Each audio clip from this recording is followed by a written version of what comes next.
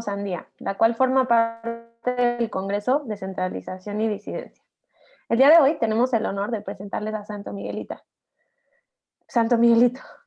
un avatar que le permite al artista construir espacios de expresión enriquecidos por las formas culturales de su lugar de origen. Constantemente, Santo Miguelito trata de estirar los significados de las convenciones axiomáticas del deber ser, como la belleza de su cuerpo gordo. En su trabajo artístico, analiza desde los ámbitos de lo público y lo privado las construcciones sociales que integran su identidad como individuo, su propia subjetividad, su cuerpo, su sexualidad, su familia y sus tradiciones. En su trayectoria, Santo Miguelito Pérez cuenta con el reconocimiento de museos e instituciones que lo han premiado o expuesto como ser becario del FUESCAP y en 2 ocasiones del PEDCAP. Fue acreedor de la mención honorífica de la Bienal de Puebla de Los Ángeles en el 2009, primer lugar de los 40 principales en 2011. Además ha participado en residencias artísticas como Fudasau Armando Álvarez Penteado de la ciudad de Sao Paulo, Brasil, Materia Gris en La Paz, Bolivia, así como el campamento para artistas en la ciudad de Yazdosa, Hungría, y Bordado Identidades para la Dirección, Innovación y Creatividad Cultural de la Universidad Autónoma de Querétaro. De igual manera, les agradecemos a todos los presentes por su participación. Más adelante se abrirá un espacio dentro del cual se les dará la oportunidad de externar dudas o comentarios, por lo que les recomendamos mantener sus micrófonos apagados durante la sesión. Sin más preámbulo, le cedo la palabra a Santo Miguel. Muchas gracias, Sofi. Muchas gracias a la Mesa de Artes por invitar. La verdad me siento muy contento de estar aquí en mi alma mater, aunque sea de manera digital, pero muy agradecido por compartir mi trabajo y parte de mi experiencia, pues, con las nuevas generaciones, ¿no? Que realmente eso es lo importante de mi chamba. Bueno, voy a comenzar con... estoy un poco nervioso, es que sí estoy emocionado. No sé, ¿ya se ve en mi pantalla? Ahí está. Sí, ya se El cuerpo sandía. Bueno, quiero iniciar el título de la ponencia porque la verdad estaba muy nervioso, ¿no? De qué era lo que iba a platicar con ustedes, y justo en ese momento empezó a pasar la canción del Negrito Sandía, ya no digas picardías, o ya verás, o ya verás. Entonces, se me hizo muy curioso que justo en ese momento en el que estaba pensando que iba a hablar con ustedes, pasara la canción, ¿no? Y empezar a escribir como toda esta personalidad del negrito. Entonces, pues decidí, con el miedo de decir alguna sandez en este espacio, pues decidí ponerle el cuerpo sandía, desde el entendido de la palabra sandez, pero curiosamente le cambiaron le pusieron la tilde y entonces lo convirtieron en sandía, que es curioso porque finalmente la charla de lo que voy a platicar en esta ocasión tiene que ver con precisamente la comida, ¿no? La alimentación. Y bueno, voy a comenzar con 3 proyectos, bueno, más bien voy a platicarles sobre 3 proyectos con los que he venido trabajando. Uno es Tonantzin Matriarca, lo que me dio lugar a Santa Sazón, a este otro personaje que me genera la contraparte de Santo Miguelito, y mi proyecto de chiles encapunados. Bueno, Tonantzin Matriarca surge primero que nada en un viaje que tengo a Brasil para hacer mi residencia artística en la Fundación Armando Álvarez Pentao. Y justo empiezo, antes de viajar, empiezo a trabajar con la noción de la feminidad en mi propio cuerpo, ¿no? A partir de lo físico, ¿no? El hecho de vivir con un cuerpo gordo, que genera curvas, ¿no? Que genera, por ejemplo, unos pechos redondos, la cara de repente se me afila más, entonces empiezo a formar un cuerpo, digamos, un poco más fémino. Entonces, me empiezo a dar esa oportunidad de poder empezar a jugar, ¿no? Desde lo visual, eh, eh, con mi cuerpo, ¿no? Con mi imagen, y empiezo pues, a decorarme con todos estos accesorios que han sido catalogados para las féminas, ¿no? Como la cosa de las flores, la cosa de los accesorios, de los adornos, ¿no? Siempre toda esta carga de que la mujer es la que utiliza más todas estas cosas decorativas y los hombres menos. Entonces empiezo a retomar esa parte de, bueno, yo como mi cuerpo, como este cuerpo universal, ¿qué puedo yo generar desde lo visual?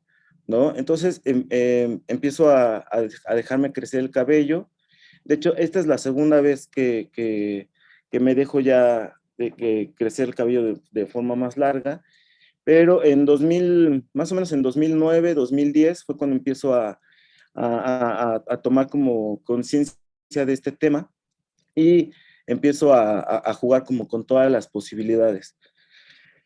Eh, bueno, luego llego a Brasil y me empiezan a llegar noticias sobre feminicidios en la zona donde yo vivo, ¿no? En San Pedro Cholula, y sobre todo en espacios ya muy conocidos para mí, ¿no? Incluso que son espacios donde yo podría decir que paso a diario. Entonces, pues empiezo a sentir ese temor, ¿no? De yo como persona privilegiada de haber nacido varón, finalmente no he vivido eh, todos estos fenómenos. Si bien el cuerpo gordo me permitió vivir algunos fenómenos, pues no todos, ¿no? Afortunadamente, este, pues no he sufrido este tipo pues de violencias, ¿no? Bueno, a un grado muy elevado. Sí han sido violencias, pero no, pues cosas que yo que he podido, digamos, superar y aguantar, ¿no? Pero ya en el caso de los feminicidios, pues sí, ya es un ataque más, ya es atentar contra la vida. Entonces empiezo a tener mucho miedo, empiezo a sentir inseguridad y yo me pregunto, o sea, ¿yo qué hago estando en nuestro país, estando en otro lugar? Pues dije, pues voy a partir de lo que sé hacer, que es la ritualidad, ¿no? Entonces me empiezo a armar todo todo un ritual de protección para mis mujeres, el cual presento en la Plaza de Patriarca, que simbólicamente lo transformo en Plaza de Matriarca, ¿no? Patriarca es un apellido de un héroe brasileño, entonces es un nombre propio, no es un fenómeno, pero yo nada más a partir de la palabra sí le hago este ejercicio de patriarca, matriarca, ¿no? Entonces justo se junta o se empalma con este nuevo proyecto que estaba yo trabajando, que era el de Tonantzin, ¿no? El de rendir homenaje a todas estas féminas que me formaron o que formaron, digamos, la parte de Santo Miguelito, ¿no? El bordado, digamos, es como la máxima herramienta que retomo, pero de ahí surgen otros ejercicios, ¿no? Por ejemplo, la cuestión de la comida, la cuestión de la cocina, ¿no? Todos estos, todos estos temas que tenían que ver con prácticas que se salían precisamente de la cuestión de las artes, ¿no? Si hacemos un pequeño recordatorio, cuando se hace la enciclopedia, se hace la separación de las técnicas y la pintura, al igual que otras, al igual que otras técnicas, pasan a ser como las máximas representantes de las bellas artes, y todas estas labores hechas en la mayoría por mujeres, pues pasan a ser manualidades o simplemente artes menores.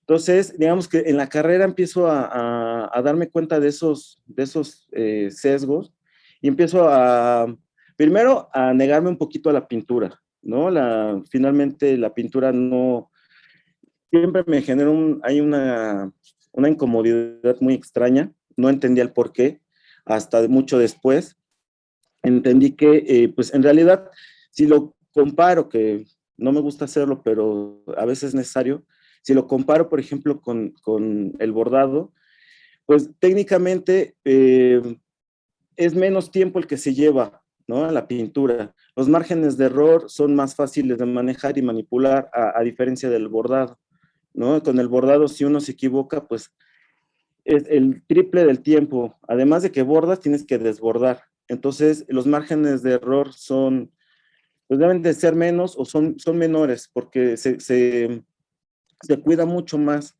el detalle de la pieza.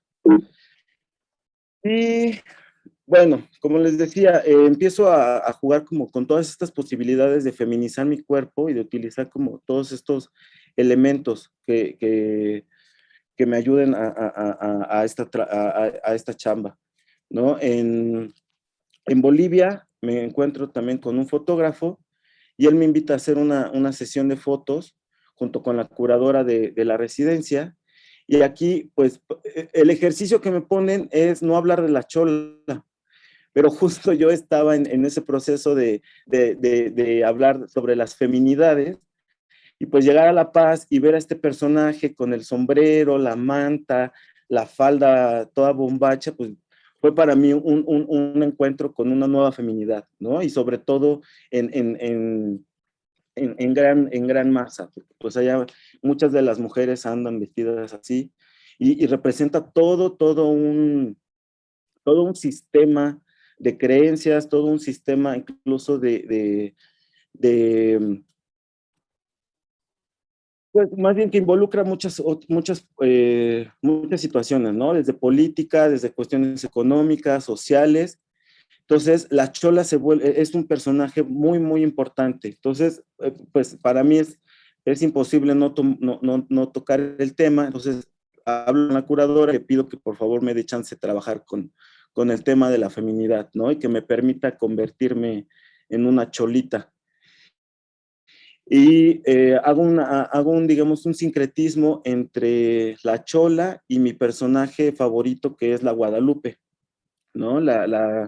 Esta imagen fémina con la cual yo crecí y que siempre representó una cosa importante en mi vida, ¿no? Independientemente de la cuestión religiosa, la imagen como tal tuvo una carga muy importante en mí. Entonces, incluso hay experiencias, ¿no? Comentarios de mi familia de que de niño yo le bailaba a la Virgen sin saber por qué le bailaba. Entonces, esto se me hace también muy curioso de cómo tenemos información en nuestra psique y salen en el momento determinado, ¿no? O sea, como yo de niño bailarle a una imagen que yo no, de la cual no tenía conocimiento, pues es un tanto curioso. Uy, me choca esto. Y bueno, me gusta, les digo, empiezo a intentar con era de empezar a representarlo. Y ahí, sobre todo en esta parte, la de la chola, es cuando ya empiezo a maquillarme de manera ya a propósito un lado de la cara, ¿no? Digamos que a manera simbólica representa mi lado femenino y mi lado masculino desde lo que me construyó, ¿no? En este caso serían, digamos, mi papá y mi mamá, ¿no? Encarnados en mi propio cuerpo. Y bueno, si también, si tienen alguna duda, yo creo que yo preferiría también que lo fuéramos como mejor platicando y discutiendo de una vez para que no, luego sale que se nos olvida o luego por penita ya no las decimos y así. Entonces, no sé ustedes qué opinen, pero bueno, ahí vamos ahorita bien. En esta fotografía ya es cuando, digamos, aterrizo mis dos alter egos, ¿no? Por un lado está Santo Miguelito, que representa el lado masculino, todas estas masculinidades que me formaron. También está la parte con la cual yo me revelo, ¿no? Todos estos ejercicios con los cuales yo tomo como arma para combatir, digamos, el machismo, ¿no? Que es uno de los fenómenos con los cuales más experiencia yo tuve, ¿no? Y la contraparte, que es el lado femenino, que es, digamos, la parte de todas estas cuestiones domésticas, ¿no? Si nos vamos también a la historia, había una carrera en este caso técnica, pero finalmente era una carrera que era la de economía doméstica, ¿no? Donde te enseñaban a ser una ama de casa, pero con base o basándose en otras materias, ¿no? Por ejemplo, en economía, si bien llevaban incluso negocios, llevaban administración, administración de los alimentos, o sea, requiere todo un cúmulo de información y todo un cúmulo de conocimientos para poder llegar a desarrollar esa carrera, ¿no?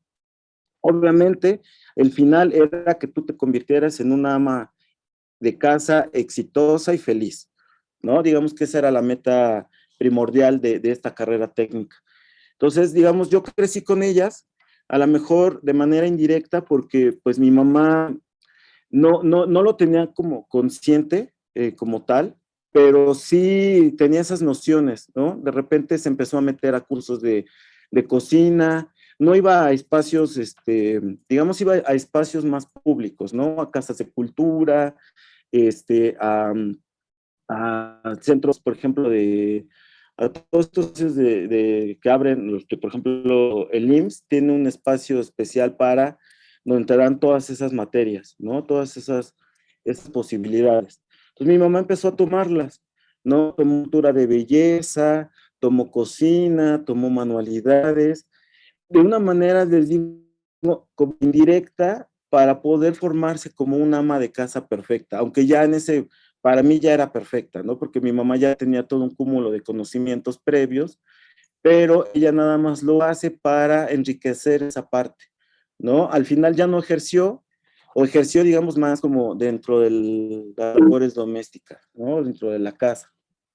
¡Ay, está loca! De la parte, ¿no? Pero me faltaba la parte fémina, esa parte que generara el contrapeso. Ay, perdón, está inestable. ¿Se corta la voz? ¿Se corta? Sí, un poco. Miguel, si gustas apagar tu cámara para que fluya mejor como el audio. Perfecto. Muchas gracias. No, A a ver, ti. creo que ya está. A ver, según yo ya. Sí, ya, mejor. Ya. Ya. Bueno, como les decía, Santa Sazón me genera la contraparte de Santo Miguelito, ¿no? Y encarna todos esos procesos que no están mencionados, que no están también, digamos, visibilizados, pero sí están presentes en nuestro cotidiano, ¿no? La cuestión, por ejemplo, les decía de los alimentos. Y es a donde más me voy a empezar a enfocar, ¿no? Curiosamente también como por 2010 me meto a trabajar a una fototeca y ahí descubro toda esta parte más bien, no descubro, enriquezco esta parte de mi formación como poblano, ¿no? No sé, los que son de Puebla, si en algún momento les tocó llevar la materia de identidad poblana, donde precisamente te enseñaban a ser un buen poblano. ¿Y cómo es ser un buen poblano? Pues teniendo en cuenta como todas estas tradiciones que te forman como poblano, ¿no? Para empezar, uno de nuestros exámenes era la receta del mole. Entonces, tu examen final era, tienes que describir la receta del mole con los ingredientes completos, ¿no? Entonces, eso era parte también como de mi formación, pues, escolar, ¿no? Cuando llego a la carrera, pues me doy cuenta que puedo generar estos vínculos, ¿no? De todas estas técnicas que están fuera de las artes, pero que finalmente las enriquecen. Entonces me meto mucho ya, digamos, a la cocina como tal, pero ya desde la cuestión de la formación, ¿no? A ver, si voy a empezar a hablar del tema de la comida, pues primero me tengo que meter a enriquecer, digamos, la parte cultural con la que fui nutrido y me empiezo a meter de lleno a la cuestión, por ejemplo, de los chiles en nogada. Y ahí retomando lo que decía Michaud, digamos, para mí es un ejemplo de una zona estética protegida, ¿no? La cuestión del platillo, de cómo fue formado, toda la identidad y toda esta carga simbólica que se le da a este plato que por lo menos yo como poblano, siendo sincero, no me gusta, ¿no? Nunca, la verdad, nunca me ha gustado más que los de mi mamá. Pero bueno, eso es parte también como del gusto, ¿no? De ir reconociendo cuáles son mis gustos propios y a partir de ello empezar a romper, ¿no? Con todas estas construcciones. Como les decía, me empiezo a meter de lleno, que incluso cuando viajo, también me llevo toda una maleta completa con ingredientes que me iban a permitir yo poder trabajar con esta parte, digamos, cultural eh, indirecta, ¿no? Porque finalmente no era parte de la carrera, pero sí era importante para mí dentro de mis feminidades, ¿no? Entonces me llevo mi maleta. En Brasil, por ejemplo, me contrato como, no como chef, pero sí como cocinero de comida mexicana, comida casera. Entonces me llevo toda una línea de ingredientes para empezar a cocinar, ¿no? Me contrataba por fines de semana, les hacía todo, les daba la receta, la traducía al portugués, les contaba la historia de esa receta, de cómo fue que llegó a mi familia, o en otros casos, por ejemplo, de platillos ya más conocidos, ¿no? Como el pozole, ¿no? Les platicaba la historia del platillo, que finalmente pertenecía a un ritual, y de ahí cómo se fue transformando a este platillo ya, digamos que del común, ¿no? De la mayoría. Y en Bolivia, pues afortunadamente tengo todos los ingredientes, pero ahí el shock cultural fue eh, la forma de cómo se preparan los alimentos, ¿no? La forma de cómo un mexicano cocina a cómo una cholita boliviana los prepara, ¿no? Entonces fue también generar todo un intercambio de informaciones, ¿no? De datos, ¿no? Por ejemplo, el nombre de los ingredientes, ¿no? Ellos qué significa para ellos ese platillo, o sea, fue como enriquecer toda esa parte, ¿no? Del plato. Después llego aquí y me invitan a participar en un proyecto que se llama La 3 y la 4. Eh, a la par de este proyecto, empiezo a trabajar con otro que, digamos, es un espacio de mi familia, en este caso mis papás, que son unos terrenos. Entonces, están ubicados en el Zapotecas. La idea del proyecto, en este caso mi papá, es generar un proceso de renovación de la tierra en el Cerro del Zapotecas, ya que el cerro, en realidad, o sea, el cerro está muerto. O sea, son pocas las zonas donde en realidad vamos a encontrar una vegetación eh, que nos funcione, porque en realidad todo el cerro está infestado de eucalipto, ¿no? Y el eucalipto no es árbol, es un arbusto y es una plaga. Entonces, lo que está haciendo es deforestar, además de secar toda la parte, todos los mantos acuíferos. Entonces, lo que está haciendo mi papá es tumbar todo el eucalipto y sustituirlo por plantas locales, por plantas, por árboles frutales. Y pues ya, afortunadamente su proyecto ya lleva casi 18 años. Entonces, digamos que Santo Miguelito, al pertenecer a un mayorazgo, ¿no? En esta promesa de que los terrenos pasan a ser del hijo mayor y es el que se encarga de mantenerlos, pues digamos que yo empiezo a tomar esa parte desde la manera simbólica, ¿no? Porque sí me interesa, obviamente, mantener el trabajo de mi papá, pero también un proyecto mío. Y ese año, en 2018, me pongo a experimentar con sembrar calabaza, calabaza pipiana, que es donde sale la pepita para el pipián. Y mi curaduría o este ejercicio consistió en todo el menú se iba a preparar a partir de una materia prima, ¿no? Como en estos shows que salen de cocina con los hongos, ¿no? Y todo va a ser con hongos. Entonces, digamos que parto de esos programas de televisión y me hago mi propio show, ¿no? Y lo presento en una curaduría gastronómica en la 3 y la 4. Entonces, pues les digo, fue finalmente enriquecer la parte que me interesa de la cocina, también desde la práctica, ¿no? Me interesó meterme a reconocer procesos de cocción, ¿no? Procesos de elaboración, procesos también de mantenimiento de cuidado y se me fue la palabra, para, por ejemplo, las conservas, ¿no? Como de alargar la vida de los alimentos, ¿no? Y bueno, aquí es a donde se pone la mesa, ahí están mis calabazas,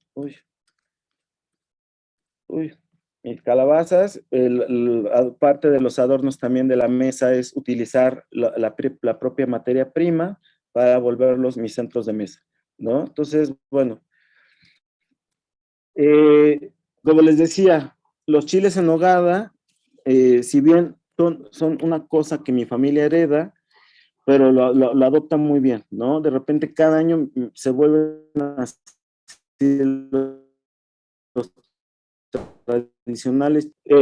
Además de por la calidad, es por la cantidad, ¿no? Mi mamá se emociona tanto que se llega a echar 200, 150 chiles, 200 chiles en el día. Obviamente ella lo hace por la celebración de su cumpleaños, pero después le cayó el 20 de que en lugar de disfrutar su comida, pues tiene que trabajar, ¿no? Entonces, poco a poco ella va soltando el mando, aquí está mi señora madre, poco a poco va soltando el mando y ya va denegando, digamos, descentralizando el proceso y ya lo empieza a abrir a otros participantes, ¿no?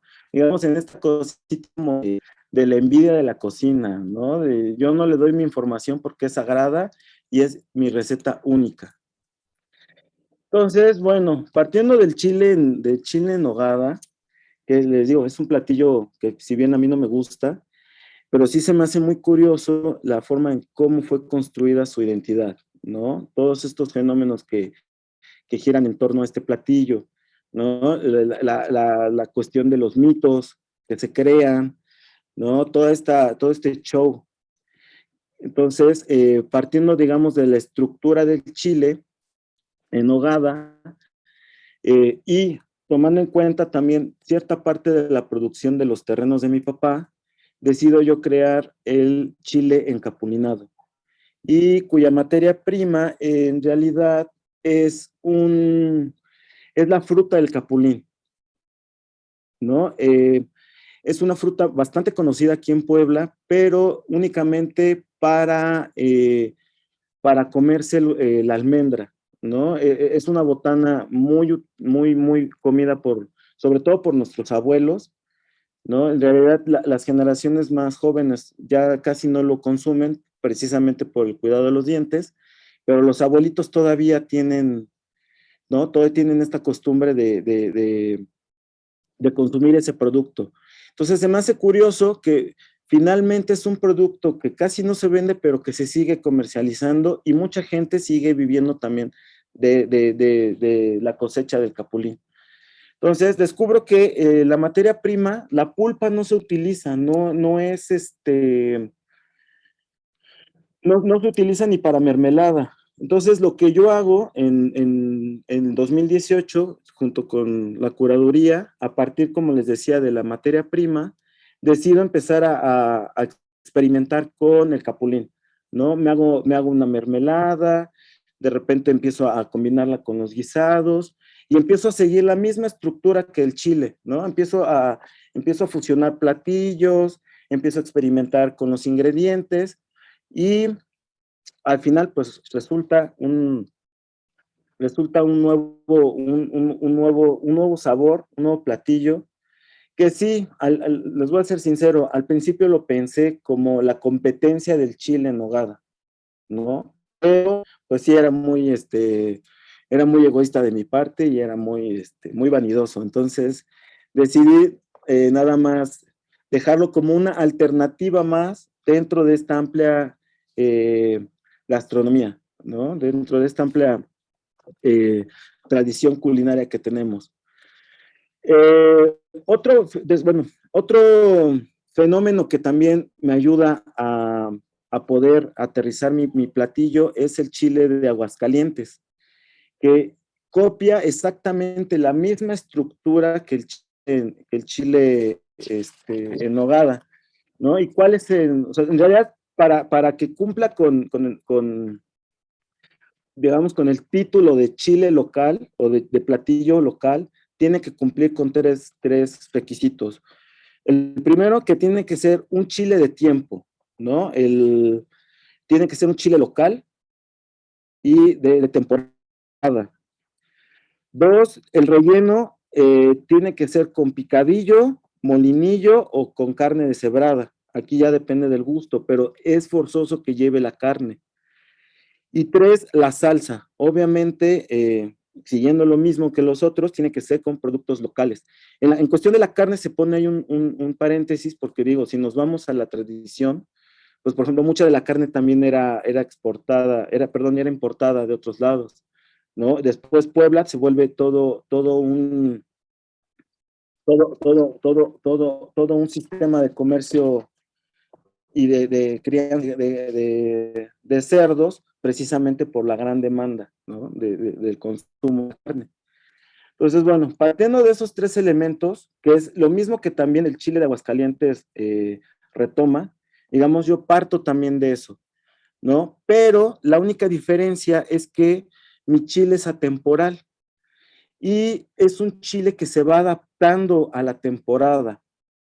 Entonces, tiene tres momentos mi receta. La receta, digamos, el momento inicial, que es cuando está el boom del capulín, pero no hay chile poblano fresco, pero sí está el chile mulato, que es el deshidratado del poblano.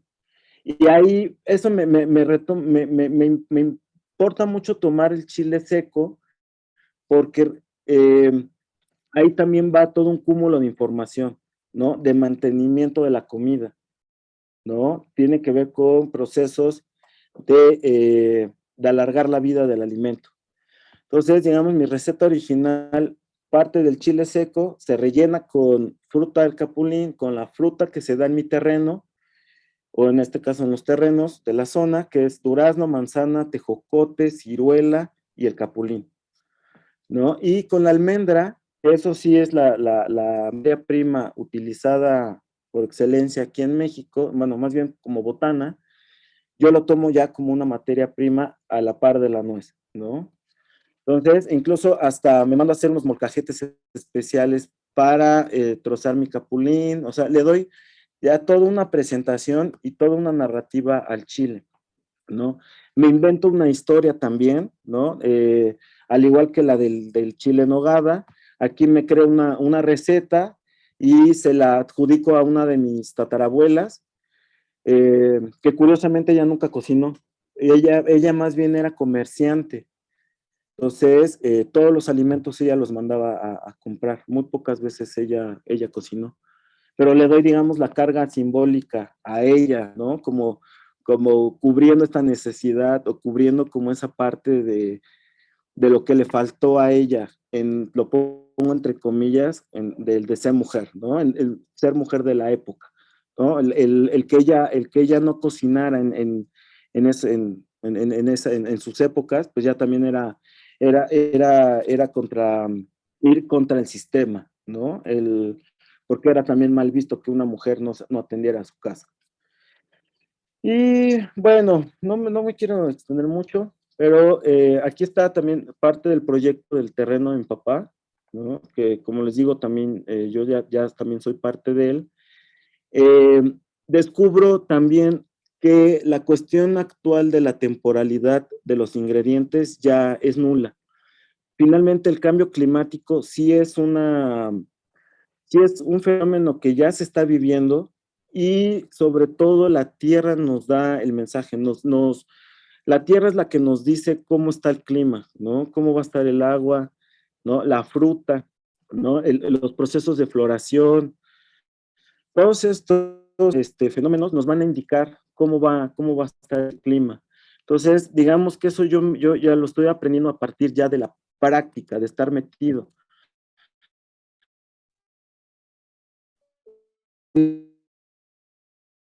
Terreno. Bueno, aquí hay unos ejemplos de lo que se da, de lo que hemos logrado también trabajar, porque sí requiere, la verdad, es muchísimo, muchísimo esfuerzo. No hay agua, entonces hay que subir las botellas, o sea, es todo un trabajo.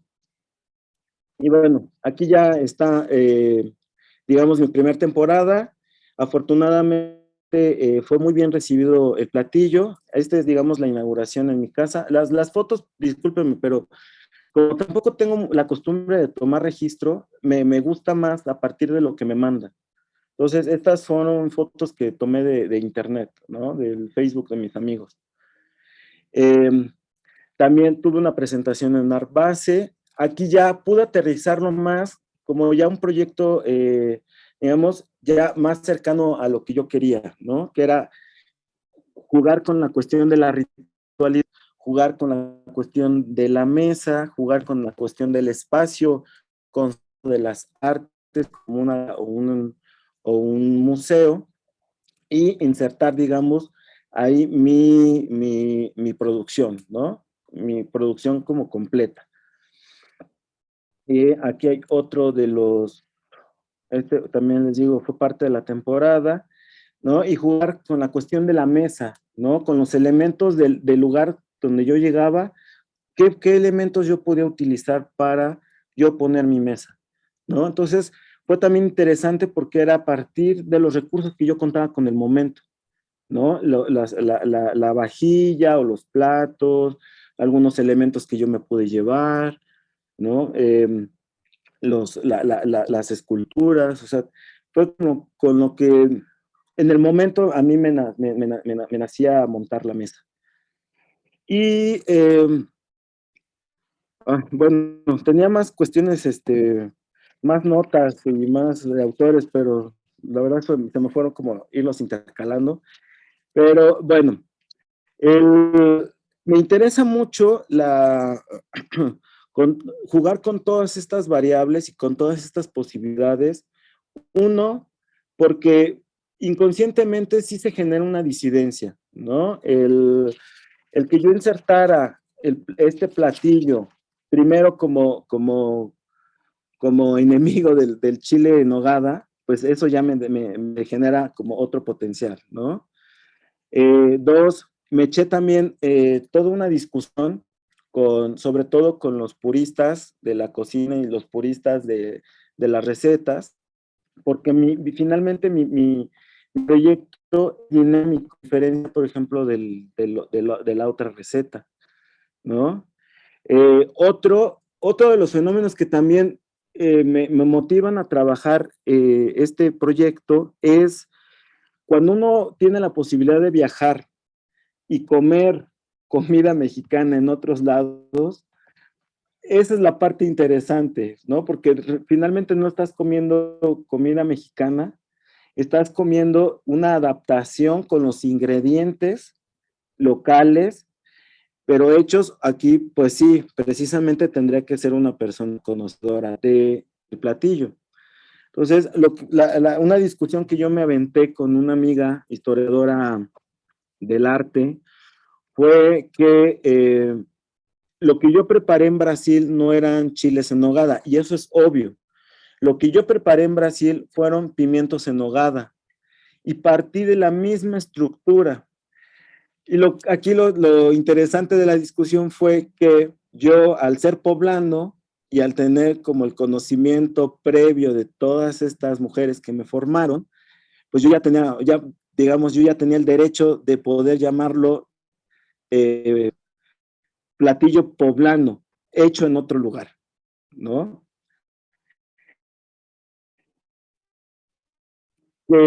Les digo, me pasa cuando llego a un restaurante, me dan de comer, me sirven unos chilaquiles rojos, y si no hubiera sido por los benditos hermanos Espinosa Ruiz que se inventaron sus totiesquites, se los juro que para mí esos chilaquiles se los hubiera aventado en la cara a quien me los dio, porque pues finalmente eran unos totiesquites, pero titulados chilaquiles, ¿no? Entonces pasa este mismo fenómeno, ¿no? De cómo más bien de ese fenómeno que me empiezo a preocupar también más sobre la cuestión de la comida.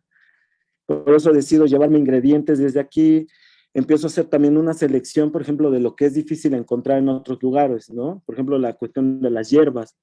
Entonces, uno de mis frascos para viajes, epazote deshidratado, ¿no? O la pipicha deshidratada. Entonces, eso es parte también como del proyecto porque me ayuda a enriquecer, ¿no? Tanto cultural como visualmente este ejercicio. Y bueno, no sé cuánto tiempo llevo, pero me gustaría más que pudiéramos discutir y si es que en realidad existe, ¿no? Este juego, por ejemplo, lo que les decía, ¿no? Si existe una zona estética protegida, ¿no? Digo, el Chile en Nogada es un gran ejemplo, ¿no? Sobre todo este fenómeno cultural que genera. Y dos, pues romper con todos estos paradigmas, ¿no? Con los puristas con los puristas de las teorías y con los ortodoxos que sí se aferran a que la historia tiene que ser lineal y no permite las escalas de grises, por ejemplo, ¿no? Entonces, creo lo que yo quiero y lo que pretendo con mi platillo es que sí se genere toda una escala de grises, que sea un platillo dinámico, ¿no? Que se vaya modificando, que también se vaya adaptando a las necesidades del tiempo y del espacio. Y bueno, pues me la eché muy rápida, ¿verdad? Ah, no, 48 minutos, no, lo creador. Este, pues bueno, eh, las, había hecho mis citas, les digo, por ejemplo, Engel dice que la ideología es un proceso que se opera por el llamado pensador consciente, en efecto, pero con una conciencia falsa. Las verdaderas fuerzas propulsoras que lo mueven pertenecen ignoradas. Aquí, más que la conciencia falsa, yo creo que es una conciencia construida, ¿no? En realidad, eh, si fuera falsa, creo que no existiría. Al final está construida, al final todo lo que todas estas cargas que nos forman, pues nosotros tomamos la decisión de qué es lo que nos conviene y qué es lo que no. Y creo que en automático ya se genera una disidencia, ¿no? Y el que te muevan el tapete ya te están descentralizando en automático, ¿no? Ya te están quitando de tu centro, ya te están haciendo que te muevas tantito, ya no eres un tibio, sino ya vas a poder jugar en una escala de grises, ¿no? De colores o el color que quieran, pero que no sea o es negro o es blanco, ¿no? O sea, en medio de esos dos colores hay 800,000 gamas de gris, ¿no? Dependiendo de nuestros ojos y del potencial que tenga nuestra mirada. Y bueno, ay, a ver, ya voy a poner mi camarita para verlos. A ver si no se modifica el audio. Ok. Pues muchas gracias, Santo Miguelito. Ahora vamos a abrir una sección en la que pueden, pues todos los asistentes preguntar o dar comentarios. Ale ya alzó la mano, entonces procedo a darle la palabra. Perfecto, bueno, muchísimas gracias por la presentación, se me hizo muy interesante, en especial esto que mencionabas de la comida, ¿no? Realmente nunca había sido algo que había pensado de esa forma, o pues sí, básicamente de lo que hablas, de lo estético, ¿no? Y creo que eres como muy acertado y tienes mucha razón en ese punto porque literal, cuando vas a un restaurante, cuando vas a algún lugar a comer, si la comida no se ve de la forma predeterminada que ya conoces, es muy probable que digas como, ay, esto no se ve bueno, esto no se me antoja, esto ha de saber asqueroso, ¿no?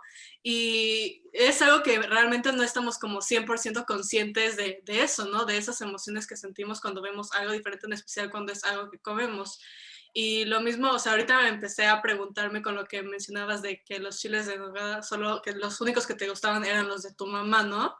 Y a mí, por ejemplo, no me gustan los chiles en nogada, pero creo que es muy cierto esta frase, ¿no? Creo que muchas personas tenemos como este platillo que nos gusta, que nos hace nuestra familia, y eso me llevó a preguntarme si, o sea, nos gusta ese platillo que hace nuestra familia porque es el que hemos comido desde chiquitos o porque realmente es un platillo que sabe bien, ¿no? A comparación, porque puede que otro platillo sepa mejor, pero como estamos acostumbrados al de nuestra mamá, pues te gusta más el de tu mamá, ¿no? Y no digo que pues nuestras mamás cocinen mal ni nada, ¿no? Pero sí es algo que llevó a cuestionarme. Entonces se me hizo muy interesante como ver esta nueva perspectiva y cómo acercarnos a la comida y cómo la comida se vuelve también parte de nuestra identidad, ¿no? Porque creo que estamos rodeados de comida todo el tiempo y uno, o bueno, yo por lo menos me siento orgullosa, ¿no? De, la comida mexicana buenísima, el chile, que puedo comer tanto chile y no soy como una gringa, ¿no? Que con la catsup ya casi me pique, tengo dolor de estómago, o sea, ahí me como una bolsa de taquis y buenísimo. Entonces sí, o sea, se me hizo muy interesante y muchas gracias por presentar este tema. Sí, pues ese es precisamente parte de ese fenómeno, ¿no? O, por ejemplo, lo que mencionas del picante. Curiosamente, un amigo colombiano me decía, es que ustedes son inmortales, los mexicanos son inmortales. ¿Y por qué? Pues, todo el mundo se muere. Dice, no, en realidad los mexicanos tienen un grado de inmortalidad porque el hecho de que ustedes se sometan a ese sistema de tortura como el picante, significa que entonces tu cuerpo está mandando alertas. Dice, cuando uno come picante, significa que tu cuerpo entra en una reacción de me estoy muriendo. Entonces lo que hace es mandar defensas, nos eleva la temperatura. No sé si les ha pasado, pero yo que soy masoquista del picante, hasta que no me mareo, es como digo, ay, ya. Pero ya cuando logré marearme, es como, wow, así el chile logró su prometido, ¿no? Lo- dormí, ya se me durmió todo esto.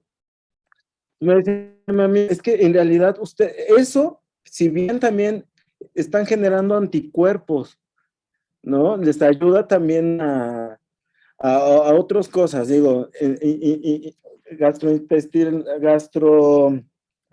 hablando del sistema hablando del sistema digestivo, bueno, podrá provocar otras cosas, pero finalmente sí nos está generando una reacción, ¿no? O esta necesidad en realidad yo viajo con materia prima porque lo que extraño es el picante. Entonces, pues mi maleta está llena de picantes y de alcoholes, obviamente, pero también es parte parte de nuestra memoria, de nuestra identidad, ¿no? Por ejemplo, cuando yo serví la mesa en Brasil, yo me llevé alcohol también desde aquí. Curiosamente fue lo que me sacaron de la maleta, ¿no? La persona que revisó mi maleta sabía lo que se estaba llevando. ¿Por qué no se llevó la bolsa de chiles? ¿Por qué no sacó el chocolate? ¿No? ¿Por qué no sacó las bolsas de maseca? Bueno, más bien de harina para tortillas. No, lo que se llevó fue el mezcal. Sabía lo que se estaba llevando. Entonces, bueno, esos fenómenos también me llaman mucho la atención, ¿no? Porque dices, bueno, el robo de materia prima. ¿Por qué se llevó esto? ¿No? ¿Y por qué no sacó el otro? Entonces, bueno, son como muchos fenómenos que al final vuelven más complejo este proyecto, ¿no? Nos va acercando, ¿no? Por ejemplo, a mí los chiles en nogada de mi mamá me gustan porque ella los hace, digamos, a la manera de nuestro paladar. Entonces nos consiente de esa forma. Pero si vas a otro lugar, te lo tienes que comer conforme el lugar. Entonces, pero eso también es abrir tus posibilidades y no cerrarse. Entonces, si yo me quedo nada más con los de mi mamá, pues me limito a las posibilidades de probar a lo mejor un chile mejor, ¿no? Y eso es lo mismo, precisamente es lo que pasa con este plato, ¿no? Que opaca el resto y lo vuelve como el platillo. Y es como, no, hay otros platillos igual de complejos ¿no? Igual de que generan hasta más, y que incluso tienen más historia, ¿no? Por ejemplo, el mole. O sea, el hecho del mole, eso ya es. Pero bueno, a ver, Eric levantó la Por favor. manita. No, termina. No quería interrumpirte, nada más quería. Pero además era el ejemplo, ¿no? El mole. También requiere todo un proceso de conocimiento, todo un campo de saberes, porque si no, se te corta el mole. Sí, yo justamente iba a mencionar esa parte de que muchas veces como que la gente no se inmiscuye en la cocina porque es así como algo elevadísimo en cuestión de todas las cosas que tienes que saber, ¿no? Y me llamó mucho la atención esta parte de la plática en la que dijiste que llevabas una materia de cómo ser un buen poblano. Es como, no sé, me pareció como algo que ah, dij- no consideramos cuando nos creamos en un entorno social, ¿no? Es como de, muchas veces no ponemos atención en lo que hacen en nuestra sociedad. eh, y como muchas veces esto también influye hasta en cosas como lo que comemos, lo que decíamos, o sea, las recetas de nuestra jefa son las mejores siempre, ¿no? Pero que muchas veces, más como en recetas tan complejas como el chile en nogada y el mole, todas las personas lo hacen diferente y también eso le da una riqueza a la misma cultura mexicana de, de que hay muchísimos procesos que o se vuelven híbridos o se cambian porque a alguien no le gusta X o Y cosa y terminas teniendo miles de recetas para un chile en nogada, para un mole, para lo que sea, y eso también abre como la posibilidad a muchos nuevos sabores o experiencias que también se vuelven parte de uno mismo. Bueno, perdón, esto fue un comentario más que una pregunta, una disculpa, pero No, sí me no, pareció muy interesante esa parte. no. Y, por ejemplo, ¿qué pasa con Oaxaca? ¿No? Finalmente Oaxaca centraliza sus moles y es tan rico que nada más tiene 7. Puebla, o sea, Puebla tiene un mole, pero tiene 80,000 variaciones. Entonces, eso es lo interesante, por ejemplo, este plato, ¿no? De cómo en algunos lugares se centraliza y en otros en automático por el toque de la abuela ya se descentraliza completamente, ¿no? Se sale de esa norma. Entonces, creo que es curioso que al final, por ejemplo, a los oaxaqueños sí les ha funcionado muy bien, pero por el tipo por el tipo de territorio en el que están. Puebla no, tiene un fenómeno interesante que es ciudad de paso. Entonces, eso es lo que en realidad no ha permitido quizás que se genere como ese amargamiento de identidad. Pero si nos vamos y hacemos un chequeo de moles, putz, o sea, en una misma calle ya encuentras así 15 variaciones, ¿no? Y o sea, digamos que de la receta madre. Entonces, eso, por ejemplo, es lo interesante de nuestro estado, lo interesante de Puebla o del fenómeno en el cual estamos aquí viviendo, ¿no? De que es ciudad de paso, entonces todo el tiempo se está modificando todo, ¿no? El pensamiento se modifica. Curiosamente hay ciertas cosas que no, pero bueno, eso ya también es parte de nuestra cultura, ¿no? Como dices, hay que quitarle un poquito lo sagrado a nuestra madre y decir que es la única y romper también con eso, ¿no? Creo que Nuria tenía un comentario, entonces, A ver, Nuri, comenten. sí. Igual, estoy diciendo pura sandez, no.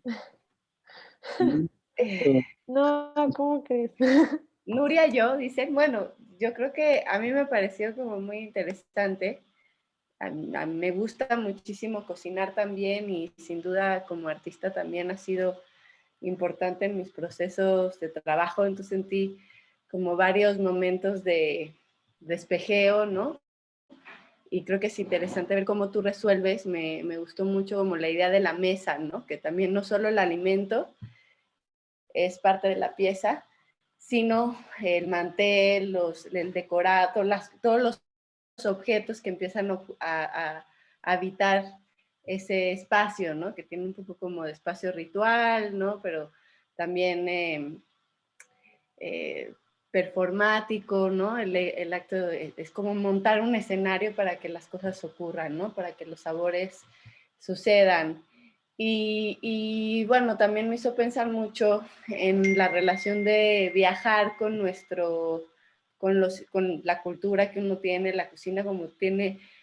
Yo creo que veo eso mucho en tu trabajo. Por un lado, pues sí, las raíces generacionales y ancestrales que tienen que ver con un territorio, una identidad, una serie de productos que se dan en ese sitio, esa relación con la tierra, pero por otro lado es también una cosa que muta, ¿no? Que no es una cosa estática, creo que ahí hay una parte como de inventiva, ¿no? De tener que inventar nuevas recetas, incluirle nuevos ingredientes y transformar un poco como la tradición, salirse de las reglas para proponer otros sabores, ¿no? Otras formas en el alimento, ¿no? Entonces, bueno, eso me gustó mucho, ¿no? Del trabajo. Y bueno, pensaba como, ¿tú cómo ves la cocina en relación al arte? Creo que hay varios compañeros al menos con mis alumnos. Bueno, hay una, Fátima, no sé si está por ahí, Fátima. Ella le encanta cocinar y siempre está como pensando en cómo incluirla, ¿no? Entonces, bueno, yo creo que también son esos tips de tú la cocina y el arte, ¿cómo los integras, no? Digo, es una misma cosa, los ves como dos territorios separados, ¿cómo te ubicas en esa hibridación? Ah, sí, pues mira, interesante. Primero, también había un momento en el cual yo estaba, digamos, en mi negatividad, ¿no? Así como de, es que nadie está creando, nada, ya todo está hecho, no todos son artistas, o igual, así del doctor que pinta no es artista, o qué tipo de... Y cuando descubre la cosa de la cocina, pero más bien desde el sentido ya como gastronomía, ¿no? Como arte culinario, pues me doy cuenta que en realidad sí hay una liga, hay una ligación, hay una conexión directa con la cuestión artística. Como bien lo mencionas, la persona que cocina es el performer, ¿no? Si nos vamos digamos, a la línea del performance, o por lo menos como yo lo entiendo, performance, arte, acción, por ejemplo, hay una guía, ¿no? Hay un guión que podría decirse que es la receta, ¿no? Está el cuerpo, que son mis manos que lo van a elaborar, y están todos los procesos ajenos a mí, el gas, la cacerola. Entonces, yo no sé qué va a pasar. Yo puedo tener mi guión, pero al final me puede quedar otra cosa por todos los factores que están alrededor de. Entonces, digamos, ahí hay un primer vínculo que yo genero a partir digamos, del arte-acción, ¿no? Performance, que también ha sido parte de mi chamba. Dos, la cuestión de manipular los alimentos y transformarlos es exactamente lo mismo que cualquier otra técnica, ¿no? Tienes el papel, tienes la tinta, tienes los pinceles, la pintura, ¿no? Tienes los hilos. ¿Qué vas a hacer con ellos? ¿Cómo los vas a transformar? ¿No? ¿Y sobre qué los vas a plasmar? ¿No? Y la mesa, digamos que ya es nuestro espacio de exhibición, ¿no? Ya es el lugar donde se va a aterrizar todo este proceso que tú realizaste y se va a aterrizar ahí, ¿no? Se puede enriquecer, obvio, con otras acciones, pero básicamente ahí está la mesa, ¿no? Como espacio ya de expositivo, ¿no? De exposición. Entonces lo vinculo, digamos, directamente ya con eso.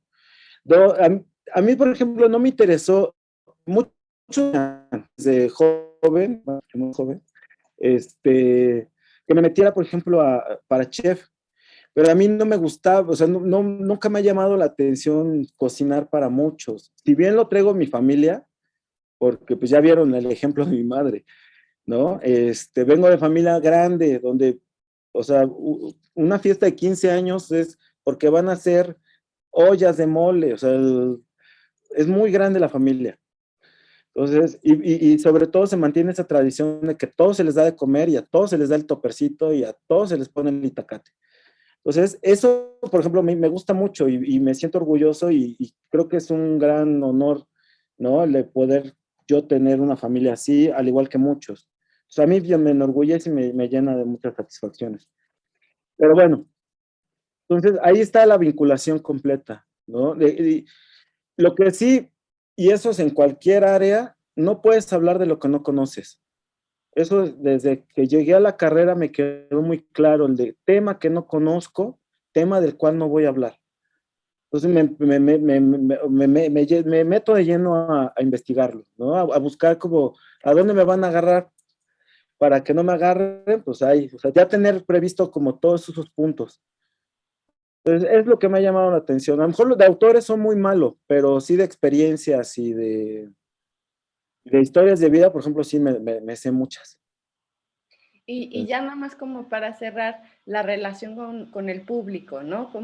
¿Cómo decides quiénes son los invitados? ¿Hay una convocatoria abierta dependiendo del sitio? ¿Cómo han sido como esos comensales que es este público que llega y devora, come, degusta, huele, se entusiasma con lo que preparas? Está abierta la convocatoria. Obviamente sí pongo un precio, ¿no? Porque finalmente no nada más soy yo el único involucrado, ¿no? Es todo un sistema para elaborar el platillo, ¿no? Requiero del apoyo de un auxiliar, requiero de la gente del campo, ¿no? Eso es también muy importante hoy en día, y más a quienes se interesen, no tanto por la cuestión económica, más bien analicémonos desde la cuestión del alimento, ¿no? ¿Qué es lo que va a pasar con la alimentación? En realidad, vemos o sea, es una cosa diaria, del día a día, pero es tan lejano que yo me sorprendí cuando una niña fue al terreno, se dan en árboles. La niña que era de libros, no daban ni libros. Entonces yo me quedé en shock, así y es una niña, ay, me voy a quitar el video para que no se... es una niña de 8 años, y que crea que los manzanas o la fruta viene de libros, y dije, oye, ¿qué onda? Más bien con tu mamá, ¿no? ¿Qué onda con tu mamá o con tu papá? ¿No? O sea, ¿qué están haciendo contigo? Cuando tengas mi edad, o sea, ¿de qué vas a vivir? No vas a saber absolutamente nada. Entonces, eso es un fenómeno también interesante, ¿no? La cuestión de la alimentación, de que es tan fácil ir al súper y compramos todo. Y, por ejemplo, ahorita un fenómeno que estoy viviendo, toda mi fruta está picada porque los pajaritos se la comen.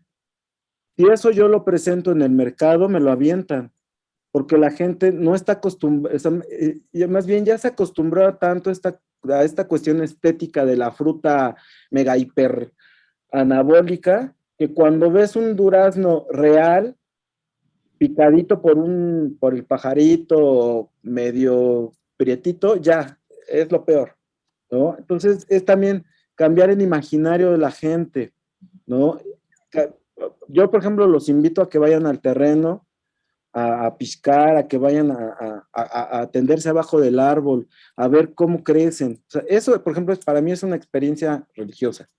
En realidad es una experiencia bien bonita, escuchar las aves. O sea, en lugar de que me enoje con los pajaritos de que me echan a perder mi materia prima, al contrario, que hasta me cantan, ¿no?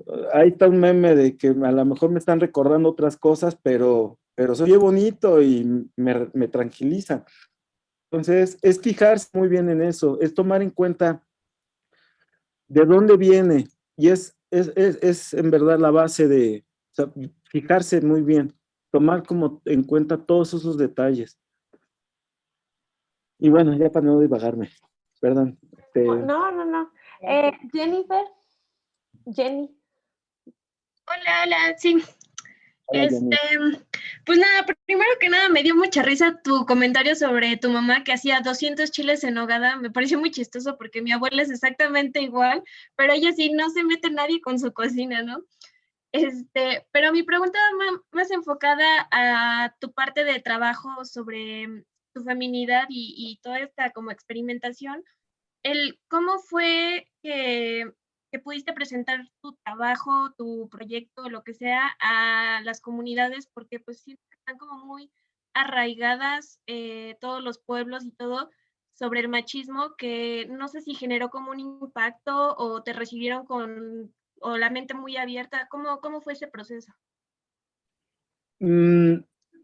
Mira, aquí, por ejemplo, en cuestión de comida ya no me tocó tanto ese fenómeno. Me tocó más, por ejemplo, con el bordado, ¿no? El bordado, por ejemplo, cuando empezaba a hacer mi investigación de campo, iba, por ejemplo, con muchas de las señoras que trabajaban en estos espacios que mencioné antes, y yo les pedía que me enseñaran. Y ellas se negaron, así de no, porque es técnica de mujeres, ¿no? Por un lado se me hizo interesante como esta defensa de tú varón ya eres suficientemente privilegiado como para que vengas a quitarme una técnica todavía, ¿no? Pero mi plan era como todo lo contrario, era a ver, señora, mire, en la historia del arte, que es mi área de trabajo, pasó esta situación, la enciclopedia, la pintura, entonces como echarte el hecho para convencerlo. Entonces, el lograr convencer de, bueno, ya me convenciste, para mí, eso ya como era un ejercicio, ya, ahí yo ya cumplí con una parte de mi primer ejercicio, ¿no? Más que aprender la técnica era convencer a la señora de que le enseñara a un hombre a bordar, ¿no? Eh, por ejemplo, en la cocina, digamos, mi mayor rival era mi propio papá, ¿no?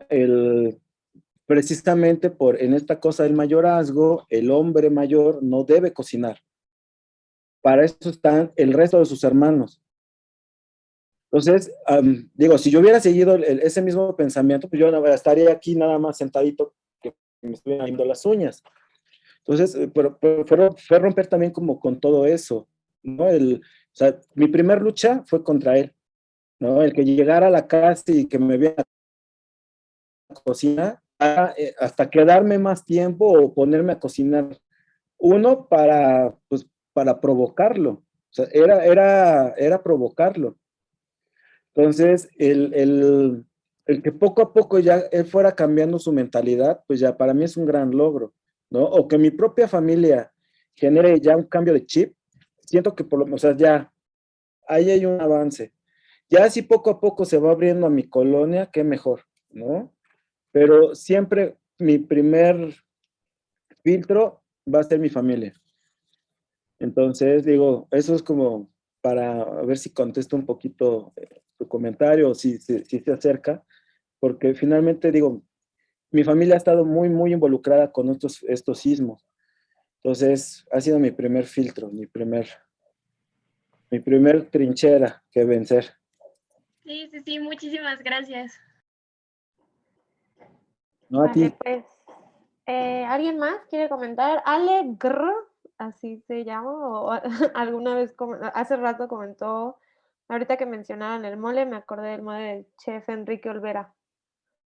Recuerdo que uno de los mejores platillos es un mole madre de Olvera con 100 ingredientes que lo conforman. De hecho, había mencionado que su complejidad es alta y su proceso es muy artesanal. Alejandra Mendoza, sí. Sí, pues mira, volvemos a eso, ¿no? O sea, el mole requiere todo un proceso, al igual que otros platillos, ¿no? O sea, requiere de habilidades técnicas. ¿Y eso cómo lo vas a aprender? Haciéndolo, nada más, ¿no? ¿Cómo vas a ser un buen pintor? Pues pintando. ¿Cómo vas a ser un buen grabador? Pues grabando. O sea, ahí sí no va a haber otra forma. Los libros te podrán dar muchísima información, pero si no lo llevas a cabo a la práctica, creo que no funciona mucho. Vale. Y también hay, no sé, la verdad no he probado el mole de madre de Olvera, o sea, sí me gustaría. Espero que el precio no sea como las perlas de la Virgen, porque pues, No, mi vida de artista no me da para esos gustitos. Sí, yo Mejor lo hago. tampoco.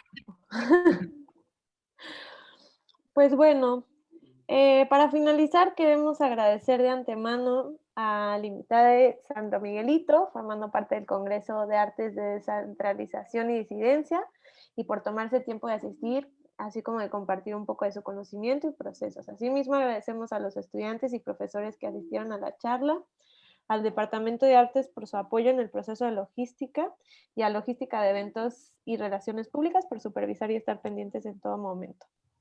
Esperamos de igual forma contar con su presencia en la siguiente plática el día de hoy.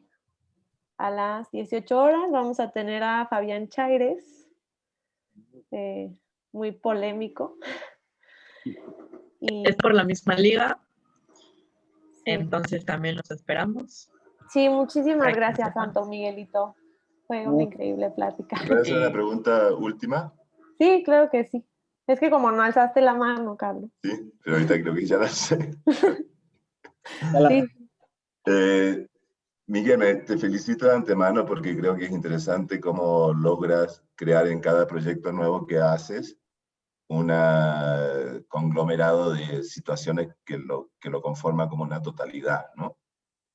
Tu trabajo tiene otras vertientes previas, ¿no? De bordado, de fotografía, de video, de performance, que quizás los estudiantes no conocen, pero que pueden investigar en tu página web.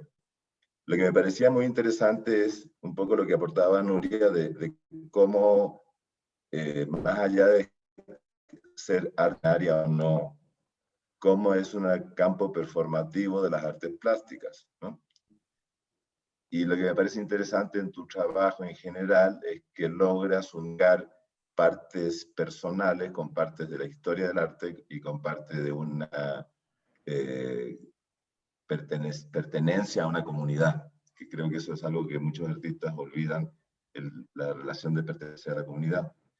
Entonces, lo que yo te quería no solamente felicitar por eso, sino que también te quería preguntar, ¿cómo sientes tú, pensando que tu mayor público acá son estudiantes de arte, cómo sientes tú que la escuela te sirvió, no te sirvió, te transformó, no te transformó? ¿En qué te ayudó? ¿En cuáles fueron las herramientas que tú realmente adquiriste para poder generar este grado de independencia que tiene tu obra plástica? Ya, pues mira, fue la ventaja. Primero yo me formé, yo soy lorenciano, digamos. Teóricamente soy lorenciano. Técnicamente, pues soy Joaquín Conde fue el que me formó, digamos, en la mayoría como técnico, o sea, más bien, sí, como para entender la parte técnica, ¿no? De la cuestión de los talleres y todo eso. Entonces, la ventaja que tiene la universidad es este chance de poder estar en otras escuelas, ¿no? Estar conviviendo con otros, con los otros, con las otras carreras. Esto más que verlo como una cosa perjudicial, en realidad es muy benéfico, porque te enseña a abrirte otras posibilidades, te enseña a ver cómo están las otras carreras y tú cómo puedes tú generar esa vinculación con esa carrera, ¿no? Por ejemplo, sí hay algunas limitantes, ¿no? De quizás, por ejemplo, las materias que dan como en tronco común, que sí fueran en realidad materias vinculadas con el arte, quizás, por ejemplo, no sé, en derecho, ¿no? Que te den una materia de derechos de autor, ¿no? O de registro de obra, o, por ejemplo, en economía o en esta escuela de negocios, ¿no? ¿Cómo tú generar un perfil para que seas un vendedor de tu propia obra? ¿Qué se necesita? ¿No? O sea, hay, por ejemplo, ese tipo de cositas que no nos las enseña la escuela, las vamos aprendiendo, ahora sí que ya a partir de la experiencia. El embalaje, por ejemplo, debería de haber una materia de embalaje, ¿no? Es muy importante, por ejemplo, dentro de los que somos productores, no te enseñan a embalar y sin en cambio es tu primer carta de presentación, porque estás mandando la obra y ¿cómo van a ver la obra? Pues en tu caja, en tu embalaje. Y eso también dice mucho del artista, Entonces, son como pequeñas cositas que digo, la carrera hace lo que puede, pero sí, si pudiera como abrir a preguntar a los que estamos en el medio, pues creo que lo va a enriquecer mucho más. Y sí, a mí me gusta mucho Laurence, la verdad, sí, lo más que puedan con ella. Sí, sí. A mí también. Todos somos fan de Todos Laura. somos lorencianos. Sí. Muy Es más, bien. para mí se me hizo muchísimo más sencillo entender los términos de filosofía y psicoanálisis que, por ejemplo, la semiótica. Ay, la semiótica, ¿cómo se me complicó? Pues del término, es como de, ay, nunca. Y aparte mi memoria mala, pues, ¿dónde? Pero bueno, hay gente que se le facilita, esa es la ventaja de la universidad, que te da como todas esas posibilidades para que tú puedas desarrollar tu propia teorización de tu proyecto, ¿no? Tú aprendas a defenderlo. Aquí sí fue curioso cómo, pues tuvo que llegar una güerita a decirme a mí, pretito, mira, fíjate en tu pueblo, porque es importante. Entonces, fue así lo viví y así me pasó. O sea, tuvo que llegar Laurence a decirme, mira, fíjate en tu pueblo y ve todo lo que hay atrás de él, ¿no? Para tomarlo, pues más bien para aprender a valorarlo al 100%, ¿no? O sea, ya iba sí, con mi bandera chorulteca, pero pues no era al 100. Y ahí la universidad fue la que me enseñó a, a tomarlo en cuenta, ¿no? Y a volverme parte pues primero de una comunidad, ¿no? Porque finalmente también yo como chorulteca, pues sí, pues también soy externo. Sí convivo con las festividades, pero no soy, por ejemplo, parte de un comité organizador, ¿no? Mi familia tampoco es que esté involucrada en 100% en las fiestas. Tenemos esa libertad, ¿no? De poder elegir. Y creo que la universidad, pues tenía menos esas facilidades. Muchas gracias. No, a ti, Carlitos. Pues muchísimas gracias. Creo que fue una plática súper enriquecedora. Pues gracias a ustedes. Checa la página web y el blog. El blog y la página son dos cosas completamente distintas. El blog, digamos, es la primera parte de Santo Miguelito. Está desordenado, está desorganizado. O sea, ahí se va a ver la primera faceta de Santo Miguelito. Y ya en la página, ya la mandé a hacer, ya con alguien profesional. Y ya está, digamos, los proyectos más recientes, ¿no? Y bueno, pues también gracias a todo el equipo de la mesa interina, a todos los técnicos que están trabajando para hacer esto posible, a todos los colaboradores también, colaboradores externos, a Carlitos, mi profe, y pues a mi alma mater, que yo la verdad sí la quiero un montón y sí la respeto mucho. Entonces, es un cariño muy lindo. Y pues estar aquí con ustedes, pues más, me alegra mucho, la verdad. Pues gracias. Bueno, eso bien. No, ¿de qué? A ti. Bueno, pues Sí, entonces nos muchísimas vemos gracias. a las 6. Ami creo que quiere decir algo. Y ya. No, Pues muchísimas no sé. gracias. Pues igual lo mismo, nos vemos a las 6. Es la plática de Fabián Chaires por el mismo link. Y los esperamos, Santo Miguelito. Muchísimas gracias de nuevo por acompañarnos, por estar. Paula y Nuria, igual por su apoyo. Carlos, igual por estar presente. Eventos,